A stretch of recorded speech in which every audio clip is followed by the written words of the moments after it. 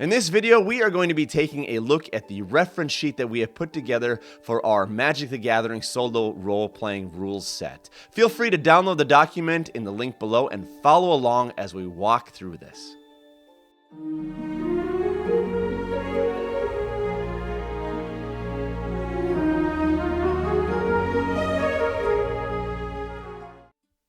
Hello gamers, Matthew here from Grey Army Gaming. For this short video, we are going to look at the reference sheet that we have put together that is basically a summary of all of the rules that we have come up with for our Magic the Gathering solo role-playing game. We'll put a link in the description below where you can download this picture, this reference sheet. We'll also put some links there for the original rules video as well as the PDF for the entire rules set. And we've also added this reference sheet to the original rules set documents. You can also find it there. Let's walk through this reference sheet one piece at a time and show you how you can use this as a bit of a shorthand to help summarize the rules and help you out when you play your solo RPG. Let's begin here on the top with the title of the card, what you see here in yellow. Now this is going to be crucial for name creation. And what I mean by that is if you need any kind of name in your game, whether it's PCs, NPCs, places, objects, you have all of the letters, the words, the syllables that you need in the title of the cards so you can build all of the names that you are going to need as you move forward in your games. Of course, you may have other names already ready to go, and that's totally fine. But if you ever get stuck and you need a name, well, here you go. This is a great way to do it. If you go down to the blue here, this is the mana cost. Now, this is going to be a crucial piece of the rules set here because there's many different mechanics that work with the mana cost.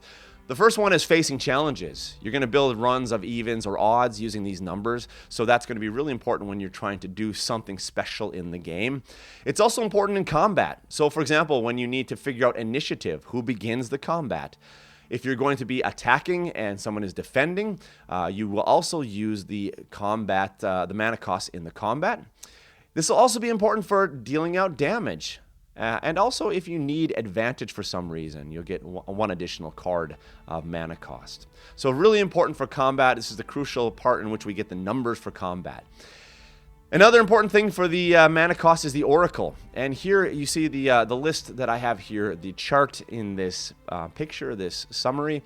The sum of two cards is what you will use for your Oracle. So we have even is our yes, odd is our no. And you can see the different values of the sum of the mana costs for whether you get a weak yes, a weak no, a yes, a no, strong yes, strong no, extreme yes, extreme no. And also, finally, numbers. These mana cost numbers are going to be important if you have a question dealing with numbers. So how many of this or how many enemies are here, how much gold do I find, so on and so forth. You can always use the numbers in the cards to help you develop that. Running down now to the red box, this is perhaps the most important part for the narrative aspect of the game. The pictures are going to be crucial for giving you narrative prompts as you play the game, and also for giving you descriptive prompts. The pictures can be extremely helpful when you're trying to describe a scene to yourself. You can see here in this picture that I have here of Orchard Spirit, the way in which this spirit is drawn in this picture, it gives you tons of creative elements in which you can develop the narrative. So both narrative prompts and also descriptive prompts, there are so many good resources here in these pictures, and that is going to be one of the major aspects in creating really interesting and lively stories as you move forward in your solo role playing. Jump down here now to the orange, the card type.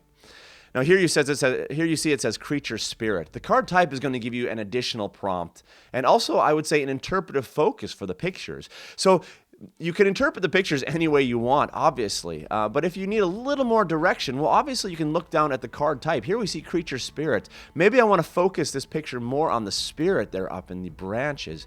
The card type is going to help me focus my interpretation of the picture if I need it. And it can also give me additional prompts. The creature here, for example, is great because maybe it's a creature that begins to attack me. Maybe it's a creature that I have an interaction with, and I need now an NPC name that's going to help us move the story forward. So use that as an additional prompt. We move down here to the purple. The text is really also important when you're developing the narrative. And you see here some keywords. You see different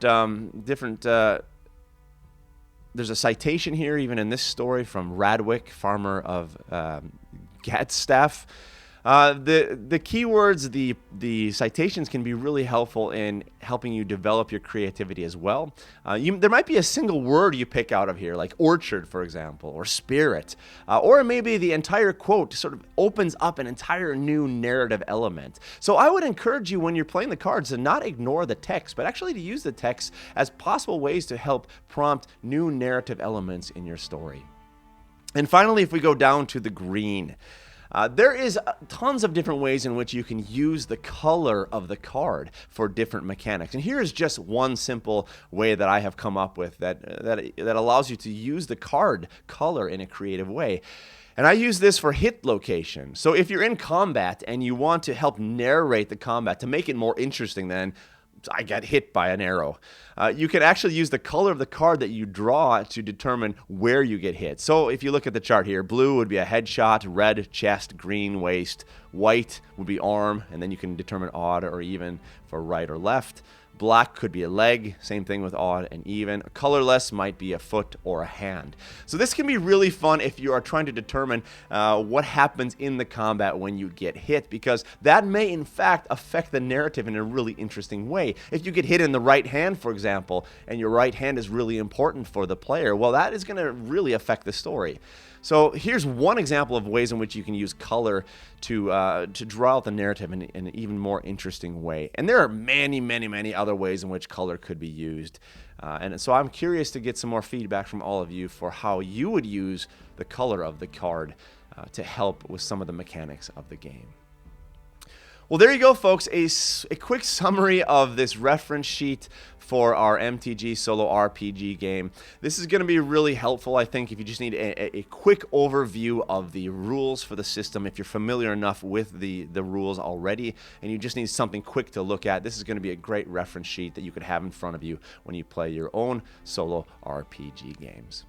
Well, thank you for joining us here today at Grey Army Gaming. If you appreciate the content that we make, this sort of content about solo role-playing, please do give us a thumbs up, leave a comment below, subscribe to the channel, and we will continue to make more of this kind of content. And of course, most importantly, thank you for being with us for this video at Grey Army Gaming, for the future of gaming.